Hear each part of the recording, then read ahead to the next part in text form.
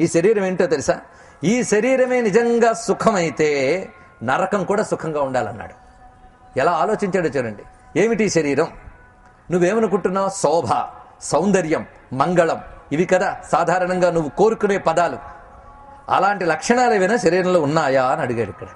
ఈ శరీరంలో శోభ, సుందరము, మంగళము అనబడే పదార్థాలు ఏమైనా ఉన్నాయా? ఉన్నవేవో. ఈ శరీరంలో ఉన్న పరికరాలు చూడండి ఏం చెప్తున్నాడు. క్వశరీరం అశేషానం శ్లేష్మాదీనాం మహోదయ. ఇందులో ఏమున్నాయి?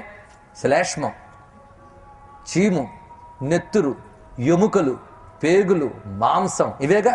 ఇందులో ఏవైనా అందమైన వస్తువులు ఉన్నాయా చెప్పండి. ఇక్కడ సహజంగా అందము కాని ఈ దేహానికి సౌందర్యము లాంటి గొప్ప గుణాలు అంటగడుతున్నాను, భ్రమిస్తున్నావు. దానికి అది లేనే లేదు.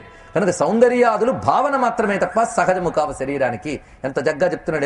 ఎందుకు మొదలుపెట్టాడు శరీరం గురించి? మనందరం శరీరమే నేను అనుకుంటున్నాం గనక దాని అసలు స్వరూపం చూపిస్తున్నాడు. దీన్నే శంకర భగవత్పాదుల వారు దేహనిందా ప్రకరణమని తన యొక్క వేదాంత గ్రంథాల్లో చెప్తారు.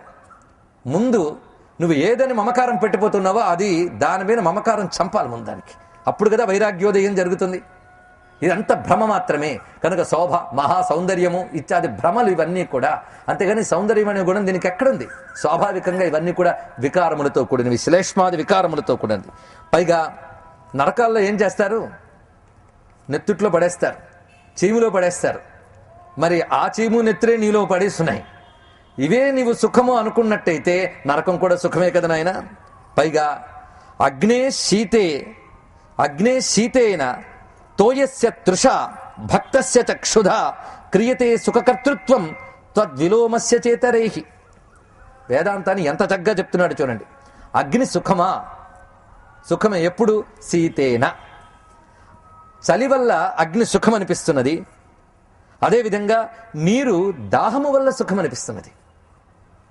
తోయేన తృష అన్నారు ఇక్కడ. అంటే దాహము వల్ల నీరు సుఖం అనిపిస్తున్నది, ఆకలి వల్ల అన్నం సుఖం అనిపిస్తుంది. అంతే కదా.